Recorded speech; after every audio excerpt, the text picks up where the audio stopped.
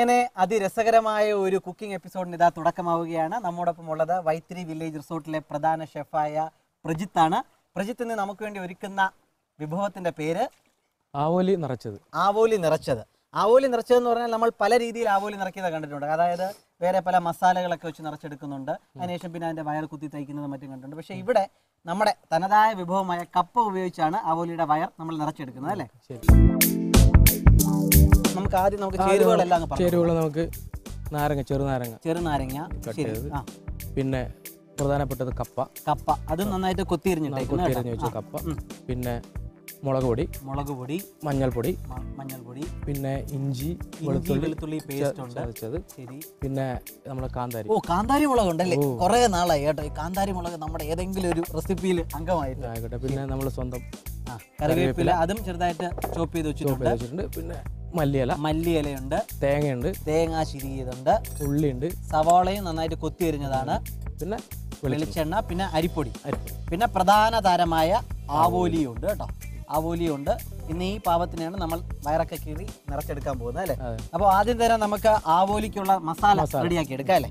ഇതാ ഷെഫ്, തുടങ്ങിക്കോളൂ. എന്തൊക്കെയാണ് എടുക്കണ്ടേ? നമ്മൾ കുറച്ച് അളവുകൾ കൂടെ. മഞ്ഞൾപ്പൊടി ഇത് എന്ത് സ്പൂണാണ് ഷെഫെ? നമ്മൾ പറയും ടീസ്പൂൺ ആയിട്ട് പറയാം അല്ലേ? അതിലൊരു 1/4 സ്പൂൺ മഞ്ഞൾപ്പൊടി എടുത്തിട്ടുണ്ട്. പിന്നെ ഒരു വേണ്ട. അപ്പൊ അരാന്ന് പറഞ്ഞാൽ പിന്നെ ഒരു സ്പൂൺ, അതൊരു 1.5 സ്പൂൺ അല്ലേ? 1.5 സ്പൂൺ. പിന്നെ അടുത്തത് ഇഞ്ചിയും വെളുത്തുള്ളി പേസ്റ്റ് ആണ്. അയ്യോ, പറഞ്ഞ പോലെ ഞാൻ മേശരിയെ സഹായിക്കാൻ മറന്നുപോയി. അത് എത്ര എടുക്കണം? ഇത് ഒരു സ്പൂൺ. ഇഞ്ചി വെളുത്തുള്ളി പേസ്റ്റ് 1 സ്പൂൺ എടുത്തിട്ടുണ്ട്. ശരി. അതിനുശേഷം നമ്മൾ ഈ ചെറുനാരങ്ങ നീരല്ലേ? പിന്നെ അറിയാമോ, പറഞ്ഞ പോലെ സാറാണല്ലോ അല്ലേ?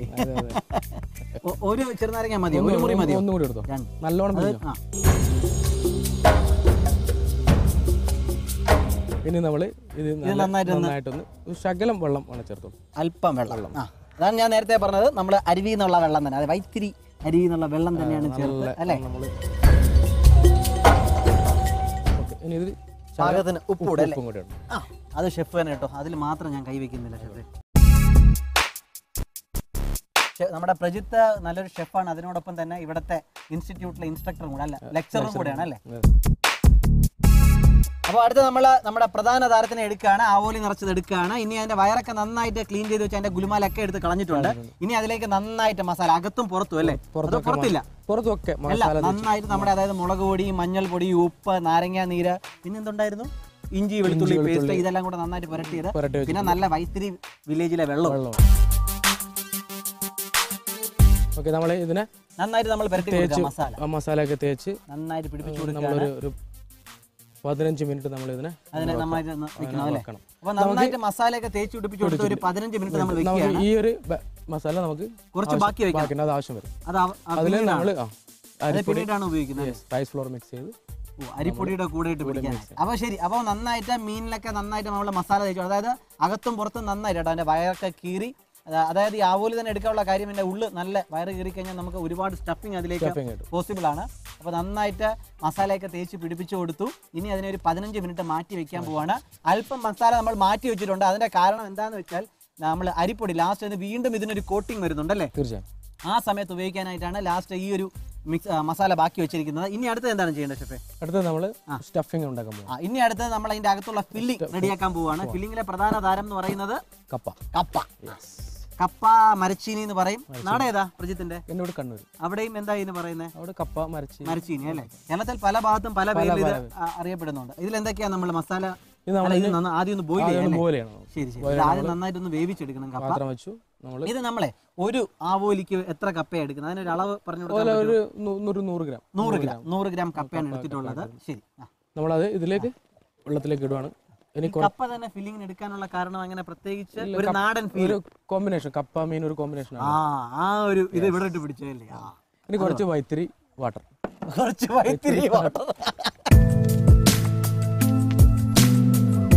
പാകത്തിന് മഞ്ഞൾപ്പൊടി ഇടുകയാണ്. ഒരു കാര്യം പ്രത്യേകം ശ്രദ്ധിക്കുക, നമ്മൾ മസാലയിൽ മഞ്ഞൾപ്പൊടി ഇട്ടിട്ടുണ്ട്. അപ്പം ഇതിലും അത് മനസ്സിൽ കണ്ടിട്ട് വേണം ചെയ്യാൻ. കുറച്ച് ശകലം ഒരു മഞ്ഞൾപ്പൊടി വളരെ അല്പമേ ചേർത്തിട്ടുള്ളൂ. പിന്നെ കുറച്ച് പാകത്തിന് ഉപ്പ്, അത് സാറ് തന്നെ ചെയ്തു. അപ്പൊ നമ്മള് പാകത്തിന് ഉപ്പും മഞ്ഞൾപ്പൊടി ഇട്ട് കൊടുത്തിട്ടുണ്ട്. ഇനി ഒരു 20 മിനിറ്റ് അല്ലേ? ഒരു 20 മിനിറ്റ് നന്നായിട്ട് നമ്മൾ വേവിച്ചെടുക്കണം. അപ്പോഴത്തേക്ക് നമ്മുടെ ഫില്ലിങ്ങിനുള്ള കപ്പ റെഡിയാവും. അടുപ്പ് കത്തിക്കാൻ ചേട്ടാ. ഇപ്പോഴാണ് നമ്മൾ അടുപ്പ് കത്തിക്കുന്നത് അല്ലേ? ഇത്രയും നേരമായിട്ട് അടുപ്പും കത്തിച്ചില്ല. ഇത്രയും നേരം അസംബ്ലിംഗ് ആയിരുന്നു അല്ലേ? അപ്പൊ ഇനി ഒരു 20 മിനിറ്റ് സമയം കൊടുക്കണം.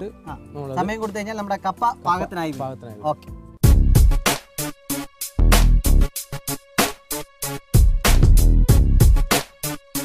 അങ്ങനെ കപ്പ തിളയ്ക്കുന്ന സമയം കൊണ്ട് നമ്മൾ ബാക്കിയുള്ള ഫില്ലിംഗ്, ബാക്കി ഇനി എന്തൊക്കെയാ വേണ്ടേ? ബാക്കി നമുക്ക് കുറച്ച് ഓയിൽ വേണം, എണ്ണ. എന്താണ് നമ്മൾ ഇനി അടുത്ത സവാള ഫില്ലിംഗ് നമ്മൾ റെഡിയാക്കാൻ പോവാണല്ലേ? അപ്പൊ സവാള ബേസ് ചെയ്തുള്ള, അതായത് സവാള, തേങ്ങ ചിരികിയത്, ബാക്കിയുള്ള ഇലകൾ അല്ലെ, ഇതെല്ലാം കൂടെ എണ്ണയിൽ നന്നായിട്ട് നമ്മളൊന്ന് വഴറ്റിയെടുക്കാൻ പോവാണ്. ആദ്യം തന്നെ നമുക്ക് കടുക് പൊട്ടിക്കേണ്ട ആവശ്യമുണ്ടോ? എണ്ണ എടുക്കാം. വെളിച്ചെണ്ണ തന്നെയാണ് ഉപയോഗിക്കുന്നത്.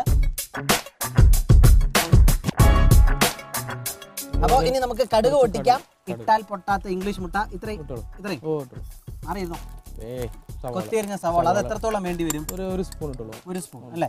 ഇഞ്ചി വെളുത്തുള്ളി പേസ്റ്റ് ഉണ്ട്. ഒരു പിടി കാന്താരി കേട്ടോ, ചെറിയൊരു പിടി കാന്താരി മുളക് ഇട്ട് കൊടുത്തു. കുറച്ചുകൂടെ കാശ്മീരി ചില്ലി ഇട്ട് കൊടുക്കുകയാണ്. അപ്പൊ എരിയുടെ കാര്യത്തിൽ ഇപ്പം ബഹളക്കാരനായിരിക്കും അല്ലേ? കാര്യം മുളക് പൊടിയുണ്ട്, കാന്താരിയും ഉണ്ട്. 100 ഗ്രാമോളം കപ്പയുണ്ട്. അത് നന്നായിട്ട് ഉടച്ചതാണ്ട് നമ്മൾ ഈ ഫില്ലിങ്ങിലേക്ക് ചേർത്ത് കൊടുക്കുകയാണ്. ഇനി അടുത്ത തേങ്ങ ചിരിക്കിയത് എത്രത്തോളം വേണം ഷെഫേ? ഒരു 2 സ്പൂൺ എടുത്തു. അത് 2 സ്പൂണോളം തേങ്ങ ചിരിക്കിയത് കൊടുക്കുകയാണ്. അപ്പൊ കപ്പയുണ്ട്, തേങ്ങ ചിരിക്കിയതുണ്ട്, സവാളയുണ്ട്, പിന്നെ എന്തുണ്ട്? പിന്നെ കാന്താരി ഉണ്ട്. അവനാണ് പ്രധാന താരം കേട്ടോ. ഇനി അടുത്ത എന്താ പരിപാടി? ഇതിനെ വയറിലേക്ക് നിറയ്ക്കാം. ഓക്കെ. അപ്പൊ നമ്മൾ നേരത്തെ നന്നായിട്ട് മീനൊക്കെ പുരട്ടി മാറ്റി വെച്ചായിരുന്നു മസാല. എന്നിട്ട് കുറച്ച് മസാല നമ്മൾ കുറച്ച് മാറ്റി വെച്ചു. അപ്പൊ നമ്മൾ നേരത്തെ തന്നെ സൂചിപ്പിച്ചായിരുന്നു, അത് അരിപ്പൊടിയോടൊപ്പം നമ്മളിവിടെ നമ്മുടെ മീനിനെ പുറത്തേക്ക് തേച്ച് പിടിപ്പിച്ചു കൊടുക്കാനാണ്. ഷെഫ് ഇങ്ങനെ ആക്ഷൻ മാത്രം. ഞാൻ പറയാൻ പോട്ടെ, നിർത്തറ ഒന്നും നടക്കണില്ല. മുഴുവൻ ഞാൻ സംസാരിക്കാം. ഇനി ഞാൻ സമയം തരാം. ഷെഫ് സംസാരിച്ചു. തീർച്ചയായും. എത്ര വേണം അരിപ്പൊടി? എത്ര ഇട്ടോളൂ, ഞാൻ പറയാം. ചെറിയൊരു പശ രൂപത്തിൽ ഒരു 3 സ്പൂൺ അരിപ്പൊടി കേട്ടോ. അതൊക്കെ നമ്മുടെ മനസ്സിലെ ഭാഗം പോലെ കേട്ടോ. നമ്മുടെ മസാലയിലേക്ക് കുറച്ച് അരിപ്പൊടി ചേർത്ത് കൊടുക്കും. കുറച്ചും കൂടെ വെള്ളം ചേർത്ത് കൊടുക്കുകയാണ്. ഒരു കുഴമ്പ് രൂപത്തിൽ നമ്മുടെ മീനിനെ പുറത്തേക്ക് തേച്ച് പിടിപ്പിച്ചു. അപ്പൊ അരിപ്പൊടി ഇട്ട് കൊടുത്ത് വെള്ളവും ചേർത്ത് അതൊരു കുഴമ്പ് രൂപത്തിലാക്കി വെച്ചിട്ടുണ്ട്. ഇനി അത് നമ്മളടുത്ത് ഫില്ലിംഗ്. അതിന് മുന്നേ നമ്മളിത് വറുത്തെടുക്കാനുള്ള ഓയിൽ അതങ്ങ് തിളപ്പിക്കാൻ വെച്ചാൽ അത്രയും സമയം അങ്ങ് ലാഭിക്കാം അല്ലേ? ശരിയാ. അതായത് ഇനി ഇവനെ നമ്മള് പുറത്ത് ഇതൊക്കെ തേച്ച് പിടിപ്പിച്ച് അകത്ത് വയറിൽ ഫില്ലിംഗ് ഒക്കെ കയറ്റി ഒന്ന് വറുത്തെടുക്കും, മുക്കിക്കിടത്തും. അപ്പൊ അതിനുള്ള എണ്ണ ഇപ്പോഴേ ചൂടാക്കാൻ അങ്ങ് വെക്കുകയാണ് കേട്ടോ. ആയിക്കോട്ടെ, വരട്ടെ. ഇവിടെ നമ്മുടെ മെയിൻ ഷെഫിനോട് ഒരുപാട് സഹായികളുണ്ട്. വിഷ്ണുവാണ് വരുന്നത്. വിഷ്ണു ഇങ്ങ് വന്നോ? നമ്മുടെ ഈ പാചകം തുടങ്ങുന്ന മുതൽ ഒടുക്കം വരെ വിഷ്ണു എല്ലാവരുടെ സഹായവുമായിട്ട് ഇവിടെ നമ്മോടൊപ്പം ഉണ്ടായിരുന്നു. വേറെ ആളുണ്ടായിരുന്നു, ചാൾസ് സണ്ണി, അങ്ങനെ ഒരുപാട് പേരുണ്ട് കേട്ടോ.